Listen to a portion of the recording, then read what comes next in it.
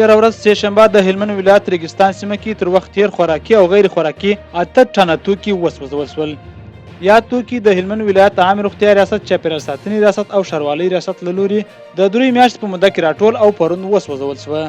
یا توکي په داسې حال کې وسوځول شوه چې تر دې وړاندې هم په زیاته اندازه تر وخت تېر خوراکي او غیر خوراکي توکي د ټاکل شوي ټیم له لوري سوځول شوي دي.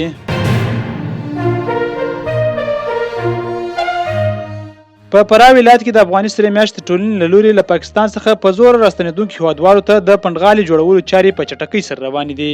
د یاد ولایت د افغاني سرې میاشتې ټولنې رئیس میر احمد هاشمي وایي چې یاد پنډغالي د کډوالو د خوندیتوب او ساتنې لپاره جوړیږي او د منظمو خیمو په درلودلو سره به د هرې خیمې ترڅنګ د پخلي لوښي او د اړتیا وړ غیر خوراکي توکي هم د کډوالو لپاره له توان سره سم د سرې میاشتې ټولنې له لوري چمتو شوي دي.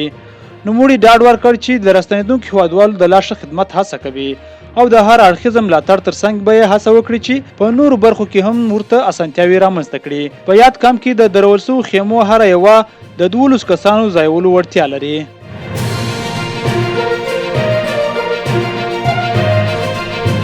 د لغمان امنیتي مسؤلین وایي چې د یاد ولایت په مشاله سیمه کې د یوې ترافیکي پیښې له امله 4 تنو ته مرګ ژوبله اوښتې ده.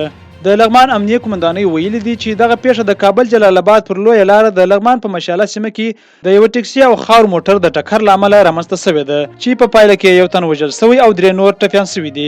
د پیښې ځای ته د ترافیکو مدیریت مسؤلین پر وخت رسېدلي دي او د پیښې ټپیان یې ولایتي روغتون ته لیږدولي دي چې د ټپیانو روغتیایي حالت ښه بلل شوی دی.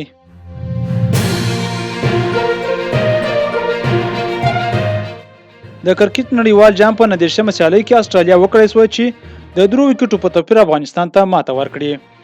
که څه هم په یاد سیالۍ کې استرالیا په 1 منډو کې ولوبغاړي له لاسه ورکړي وه، خو بیا یې هم د لوبې په 28 اوور کې د 202 منډو هدف پوره کړ.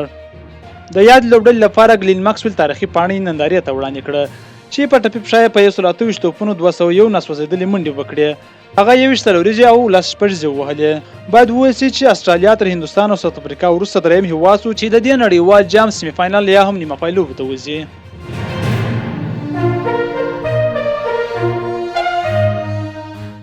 د اوکراین ولسمشر وايي هیواد یې د هغو اقداماتو لپاره د پلان پر جوړولو کار پیل کړی دی چې په اروپایي ټولنه کې د اوکراین د غړیتوب د بهیر د پرمختګ په اړه د اروپایي کمیسیون د راپور تر خپرېدو وروسته یې عملي کوي.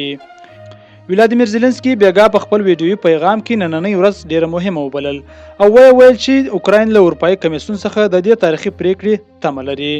په پام کې ده چې په ډسمبر میاشت کې د اروپایي ټولنې په سرمشرزه کې دا پریکړه وشي چې آیا کیف سره په اروپایي ټولنه کې د غړیتوب پر مسایلو خبرې پیل شي که نه.